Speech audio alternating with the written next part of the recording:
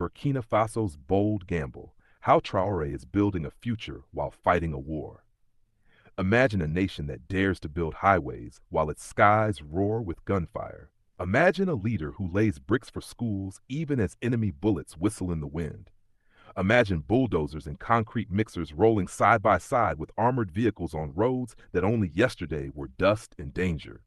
This is not fiction. This is Burkina Faso. And at its heart stands one man, Captain Ibrahim Traoré, a soldier turned visionary determined to carve a new destiny for his people while fighting for their survival. In most of history, leaders facing war have pressed pause on dreams of development. They have said, first we win the war, then we will rebuild. But Ibrahim Traoré sees it differently. For him, the war and the rebuilding are the same battle. They are both about sovereignty. They are both about dignity.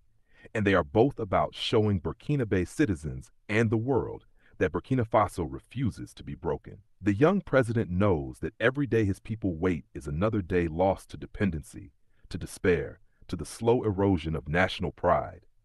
So, he has decided that even as insurgents threaten villages, the roads will still be paved. Even as terrorists try to starve the countryside, the fields will still be planted. Even as foreign critics circle like vultures, the mines will be reclaimed, and the gold will serve the people, not outsiders. Across the country, change is visible. In places once considered too dangerous for development crews, new highways snake across the landscape, linking isolated towns to markets and medical centers. Trucks loaded with cement and steel roll past checkpoints guarded by soldiers. Villagers watch in awe as dust paths are replaced by smooth asphalt, roads that not only carry goods but carry hope. For decades, Burkina Faso was told to wait. Wait for international aid. Wait for stability. Wait for approval. But Traoré has flipped the script. By building now, during conflict, he achieves three things at once: boosting morale, strengthening military logistics, and stimulating local economies. A farmer who once carried goods on foot for miles can now reach the city in hours. A medic rushing to treat the wounded can travel without fear of the road crumbling beneath the ambulance wheels. And perhaps most importantly, the people see the state, not as a distant government in Ouagadougou, but as a living force that walks their roads and shares their struggles. Of course, it is risky. Insurgents have attacked construction crews, forcing the army to provide escorts. But every completed road is more than a transportation link. It is a defiant statement. It says to the world, we are moving forward, and no force will stop us. The same defiance drives Traoré's agricultural revolution. He understands that a nation that cannot feed itself is never truly free. For too long, Burkina Faso relied on imported grain and foreign food aid, its fertile land lying fallow in the shadow of fear. Under his leadership, the government is reclaiming abandoned fields, installing irrigation systems, and training a new generation of farmers. This is not just farming, it is a weapon of independence. Soldiers stand guard while farmers plant seeds in land once patrolled by terrorists. In the same fields where fear once grew, green shoots now rise toward the sun. It is a partnership between the people and the military, guns in one hand, seeds in the other. Traoré has said it clearly, our land will feed our children, not foreign corporations. And it is beginning to work. Local grain production is increasing. Markets are stocked with homegrown produce. Rural youth who once dreamed only of leaving for the cities are staying to work the land, seeing farming not as a last resort, but as a calling and a patriotic duty. Beyond food, Traoré is taking aim at another pillar of foreign control, Burkina Faso's gold.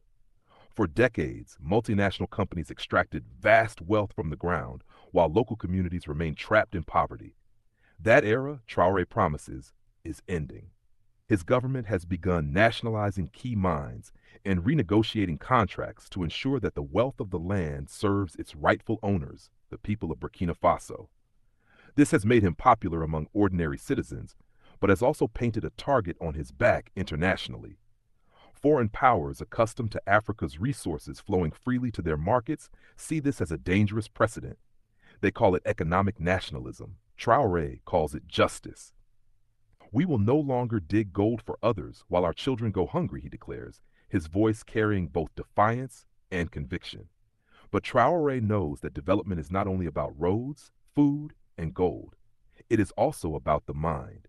He is waging an equally determined fight in the classroom, reforming the education system to revive national pride and teach history from an African perspective. Heroes like Thomas Sankara, Kwame Nkrumah, and Patrice Lumumba are no longer side notes in textbooks. They are central figures, portrayed not as rebels but as visionaries who dared to dream of a free continent.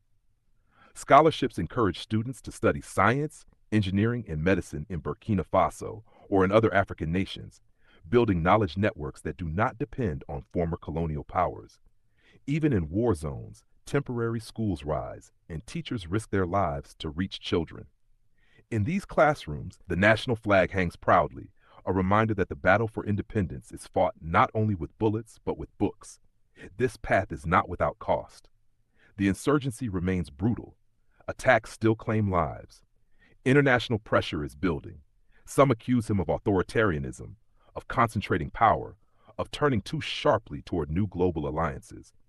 But for Traoré, these are the growing pains of independence. He walks a narrow path between war and peace, between hope and hardship. And still, Burkina Faso is not standing still. It is moving forward, painfully, defiantly, with every road, every farm, every school, every reclaimed mine. As the sun sets over Ouagadougou, the hum of construction machinery blends with the distant crack of gunfire. It is the sound of a nation building and fighting at the same time. Traoré's gamble may fail. The roads could be destroyed, the fields could be burned, the mines could be seized again. But in this moment, Burkina Faso stands tall, an example to the continent that sovereignty is not given. It is taken, built, brick by brick, under fire if necessary.